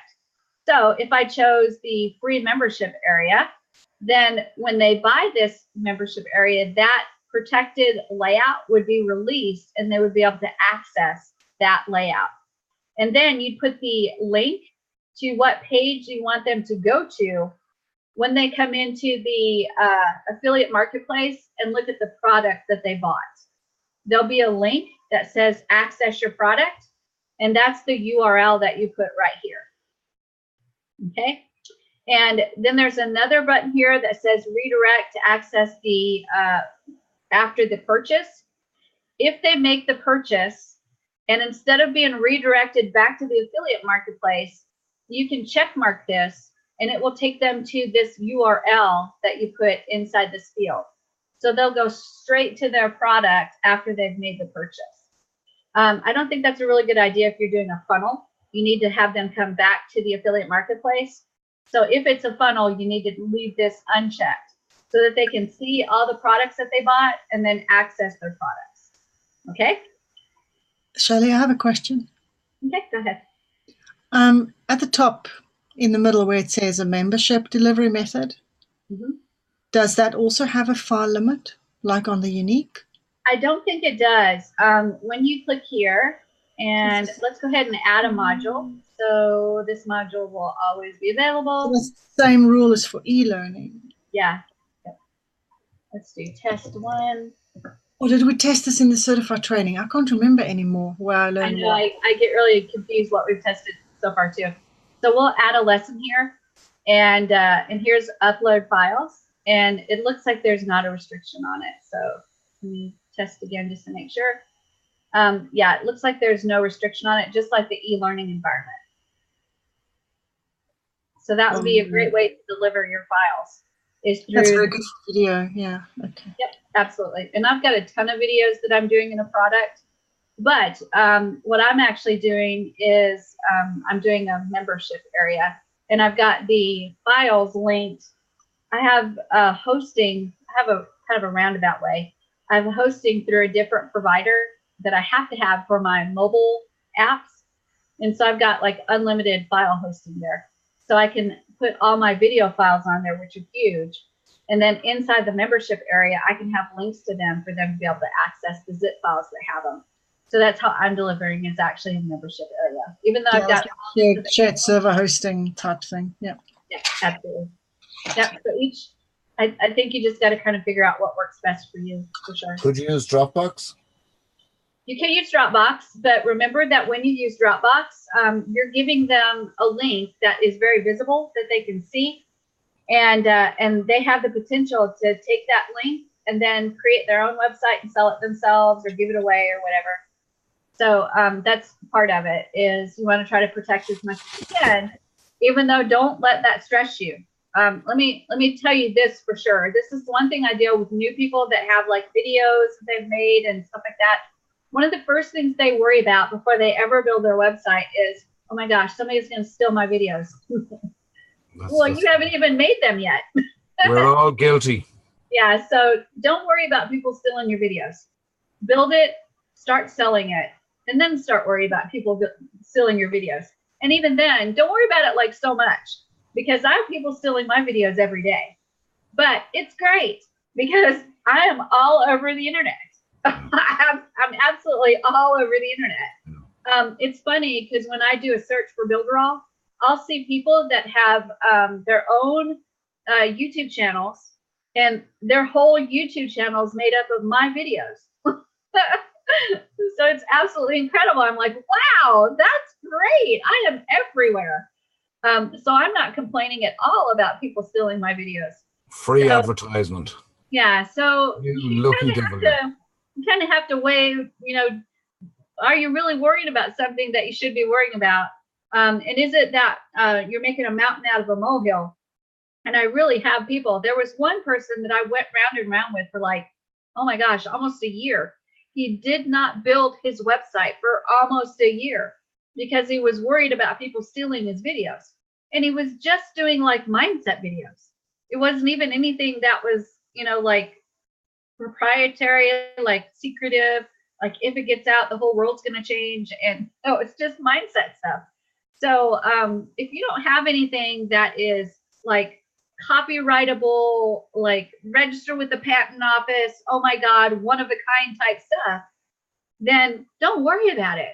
Just brand your videos as much as you can. Say your name, say your company name, brand it with your image, do something to brand it, and brand it through the entire website, or sorry, the entire video, and then just put it out there. And don't let that worry of people stealing your videos stop you from getting it out there and selling. So you do want to try to protect it however you can. And so for me, that's putting it into a membership area and just trying to be smart about links. So for me, with those videos that I'm putting up, they're going in as a zip file, so that when people click the link to get the zip file, it will go whoop, download straight to their computer.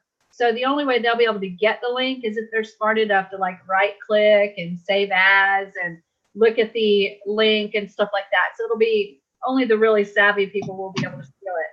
The reality is, if somebody wants to steal something, they'll get it, whether you are really, really protecting it or you're not protecting it so much.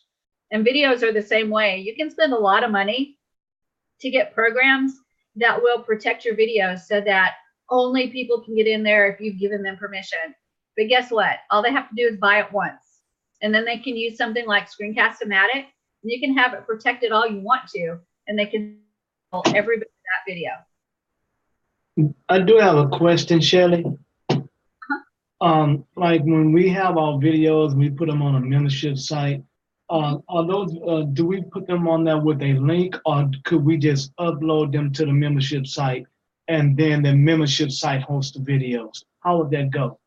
If you do a membership site and you're uploading a bunch of videos, those videos count towards your 10 gigabytes in Builderall. Okay. You've got a 10 gigabyte limit. So if you've got a bunch of videos, you're going to use that limit really fast. So you have to be creative on how you put your videos inside your membership area. So you can do that by adding them to YouTube and putting them as unlisted so that they can't find it if they go to look for the videos, but inside the membership site, they can see the videos. Now, there's a danger with that because as unlisted, they'll get the actual link to the video because you put it on the membership site. So then they get that link and they can do whatever they want with it and they can give it out. But should you be worried about that? Again, think about it. Do you want to halt that from putting together a membership site and getting something out there to sell? I don't know. It depends on what you're doing. If it's something that's like super, super proprietary and, oh my gosh, nobody could know about this except for this certain number of people, then yes.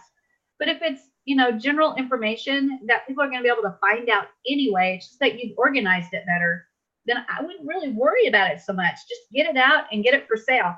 Because you'd be surprised, people are not as industrious as you think they are. Yeah, you're right about that. See, the only other thing, and the reason why I was asking that, because those are the some concerns I had, but you're counseling those concerns. The only other concern I have is like if I use a YouTube link, it's gonna play or suggest, it's gonna suggest videos after that. I used to know a code that would stop those suggested videos, but I forgot the code. So And they've fixed it already so that you can't do that. That's against YouTube terms. So what they've done now is they've changed it so that if you've got multiple videos on your channel, whatever you have is public, they'll actually show videos from your channel. But they have done at least a little bit better job of doing these suggested videos.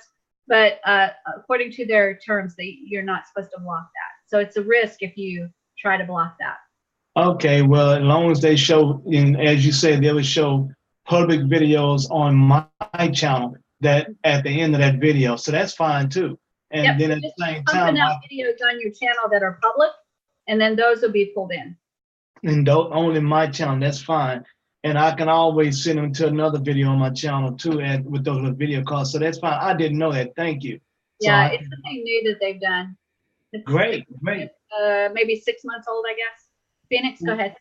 Yeah, I have another tip. Some of you might have heard about Cloudinary, and many people will tell you to go there. Be aware, in the free account, you cannot upload a video that is larger than 100 megabytes. It will not get it.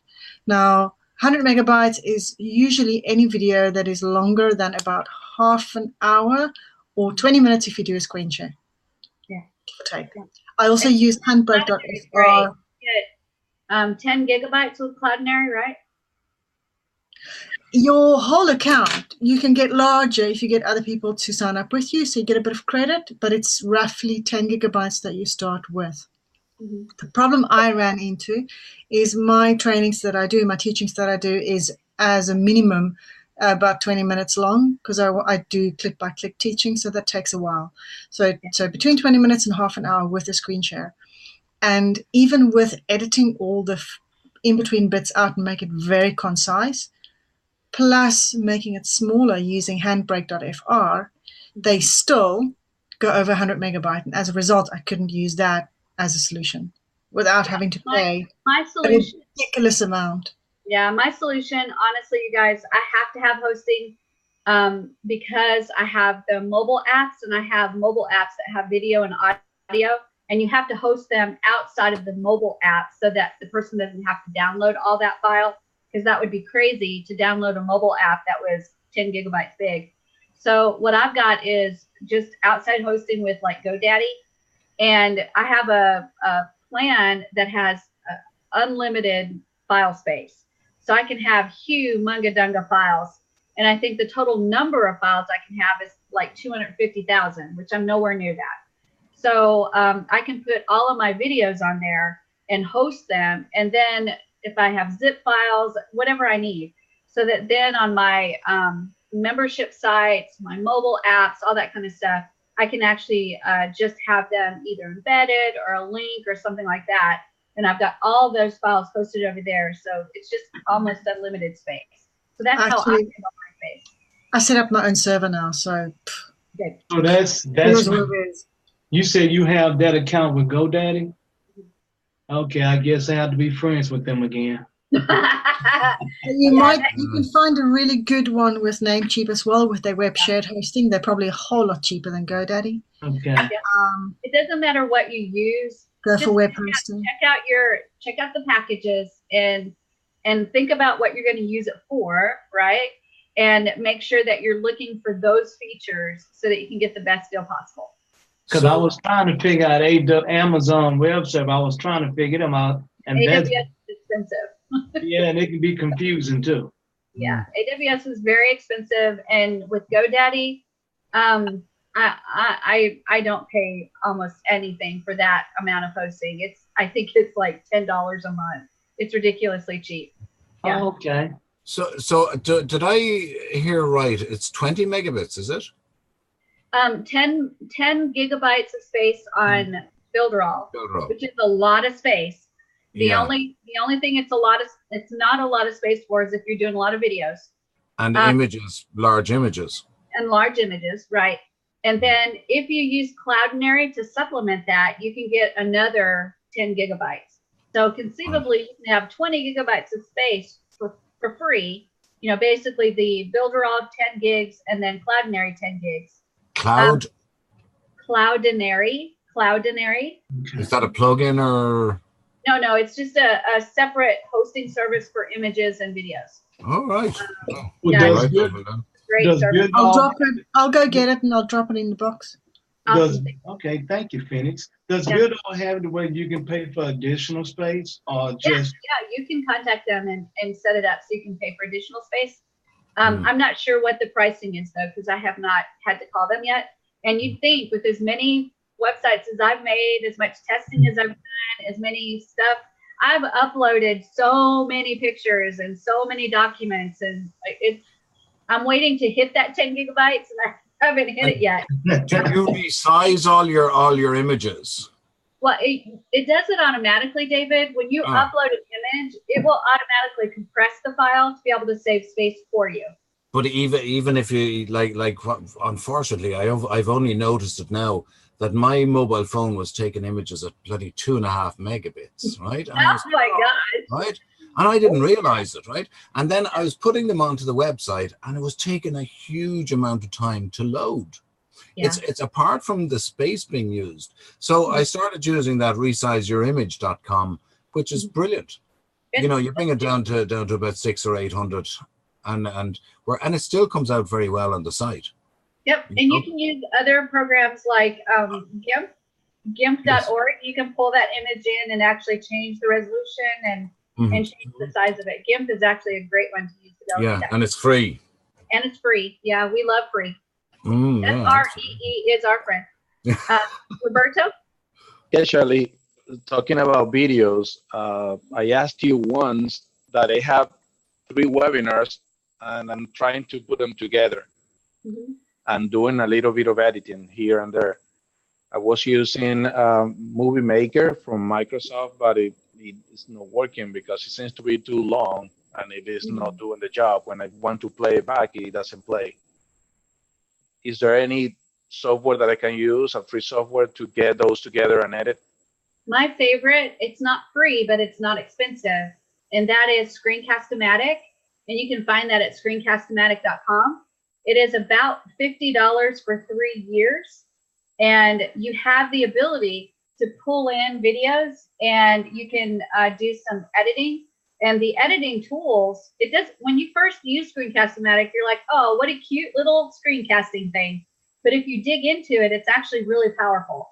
You can pull in video clips and put them in whatever order you want. You can do some editing. You can change the audio. So if you go over a spot, like many times when I'm shooting my videos, for some reason, my brain just kind of farts. And I say, if you go to the top left, and I actually meant to say, if you go to the top right, so I have to go in and change that little bit of audio to say the right thing. And I can do that. I can just change that little bit of audio. I can also blur things out. So if I'm going through and doing PayPal stuff, but I don't want them to see my PayPal information, I can actually blur that out with Screencast-O-Matic. There's a lot of things you can do that are very, very powerful. It takes a minute to learn because their training videos are awful. But once you learn it, it's a really great program.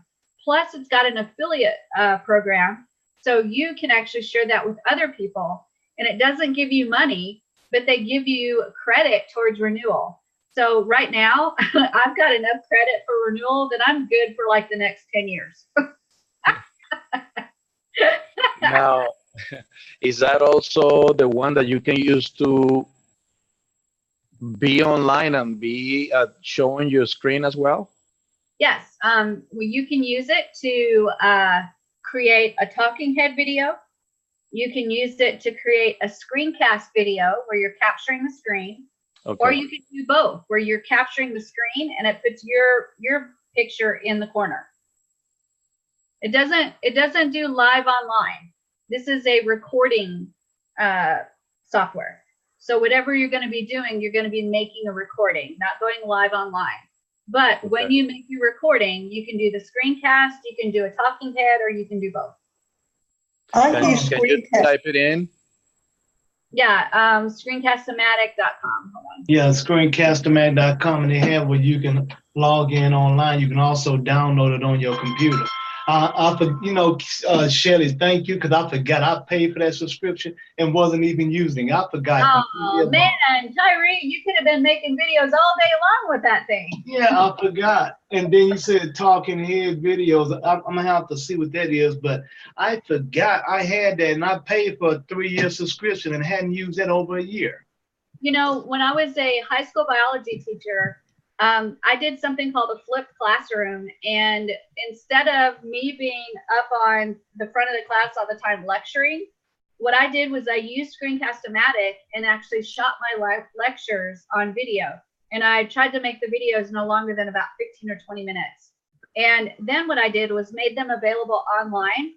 And my children would come into my classroom and they would grab their Kindles, because I had a set of Kindles for my classroom. And they'd work in groups of 3 or 4. They would connect to those videos and they'd watch them together. And so instead of me being up there in front lecturing all the time, they got to actually watch those videos, get the lectures that way, do all their work that they're supposed to do, and then decide as a group, did they learn it or not? And were they ready to take the test? And if they decided they weren't ready, they'd go back and watch those videos again. And Screencast-O-Matic was what allowed me to do that. So a talking head video is just when you have your talking head on there, and that's like it. So my screen right here would be a talking head video. That's just me, my head showing, and I'm just talking.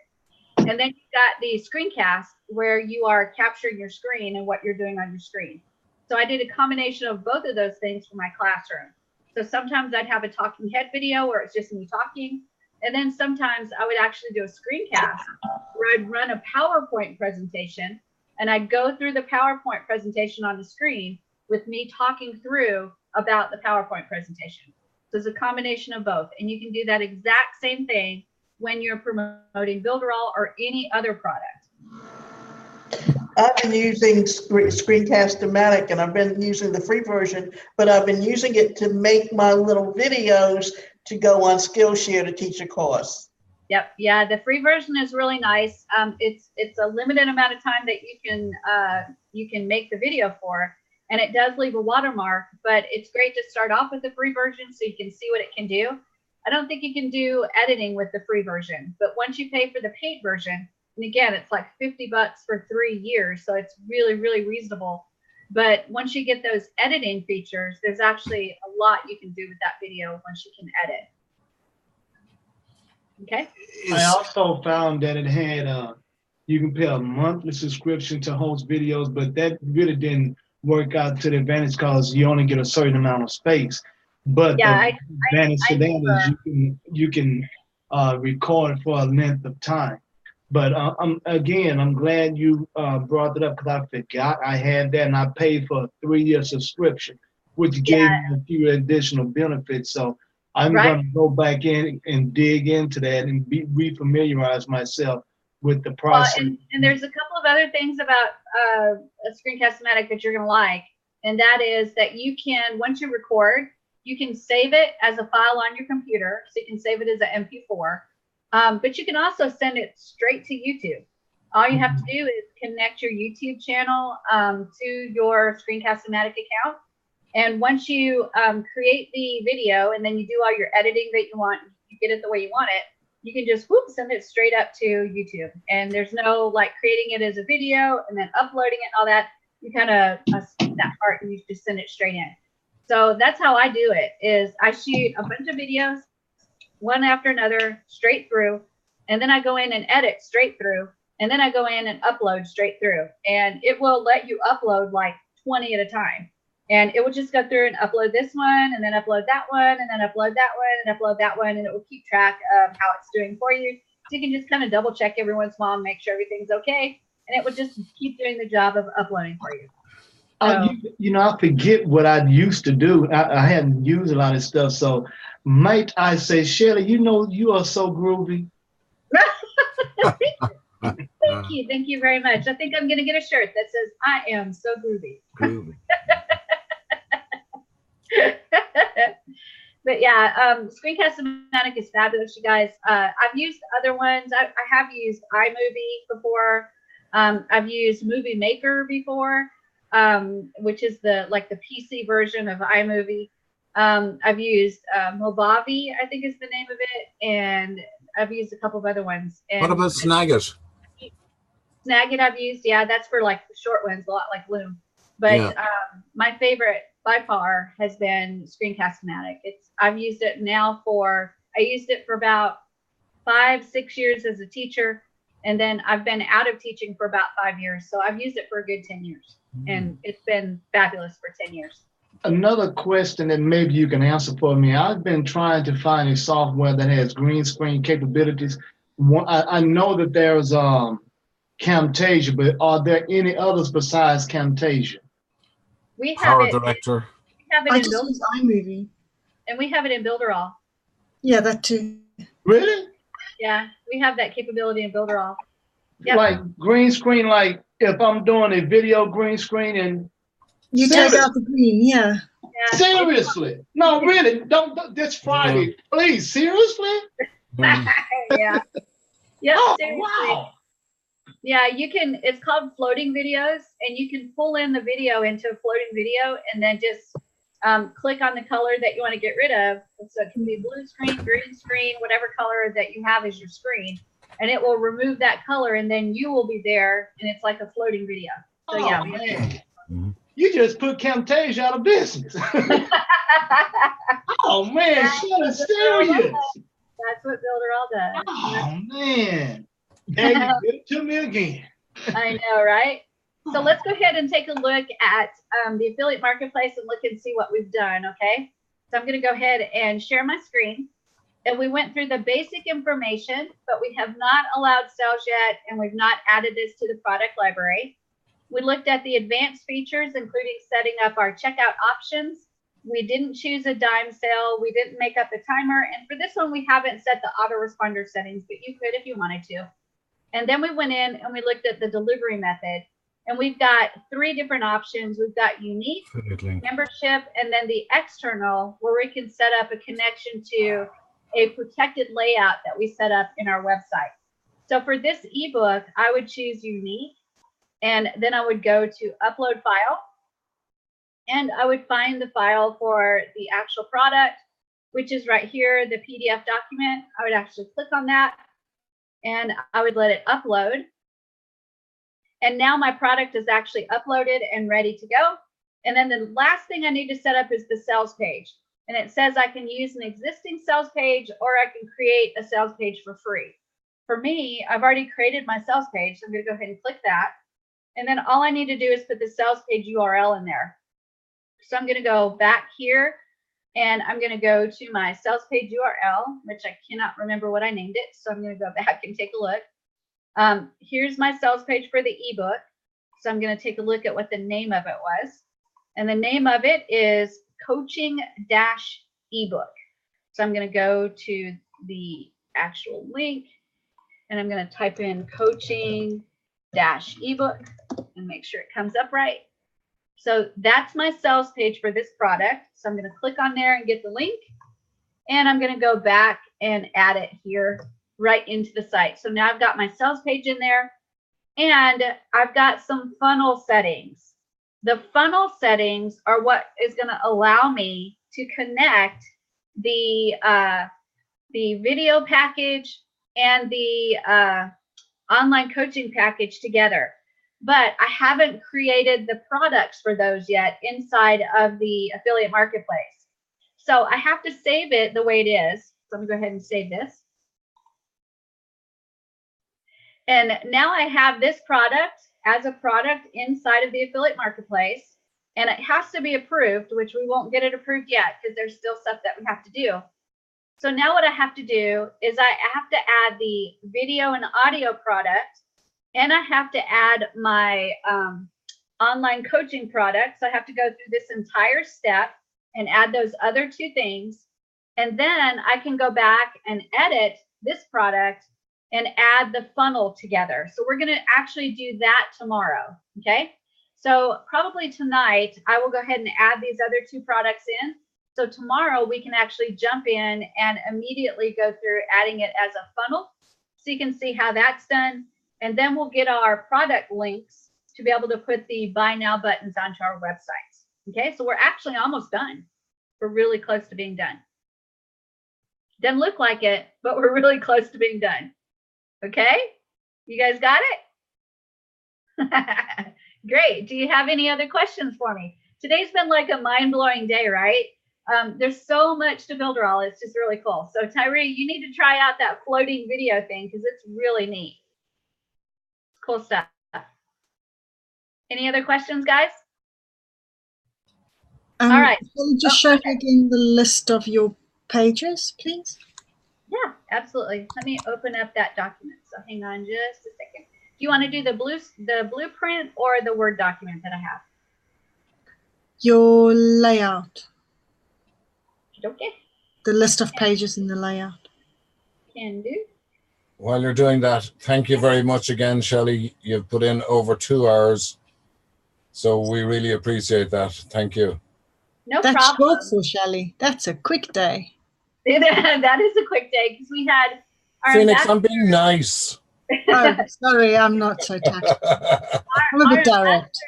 Our ambassador meeting was canceled this morning, and then Eric couldn't come to our certified partner meeting today.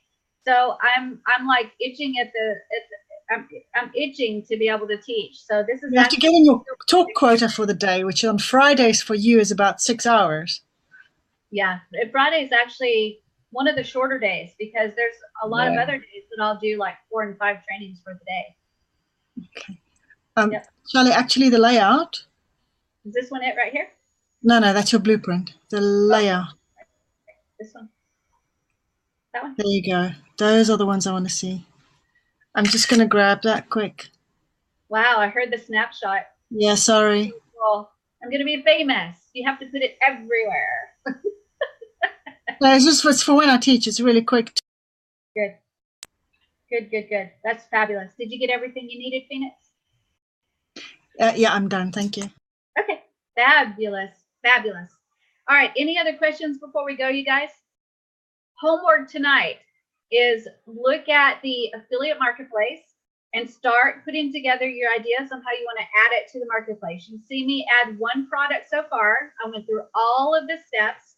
You need to think about how you want to deliver it as well. So do you want to do it on the unique file? Do you want to do it on like an e-learning type platform? Or do you want to do it by connecting a membership?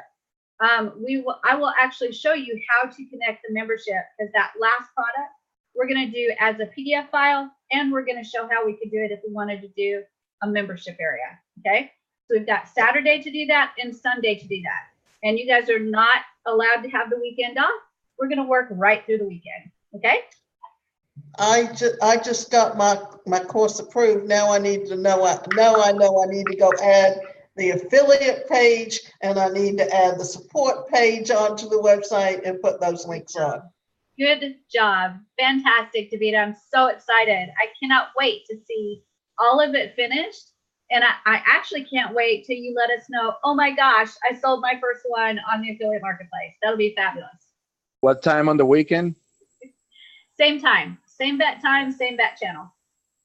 Yeah, we'll try to knock it out the same time so that you guys can have the rest of the day to enjoy the day. Sound good? All right, guys. I will see you tomorrow. Have a great day. Thanks a million. Have a good weekend, everybody. Thanks again, Shelley.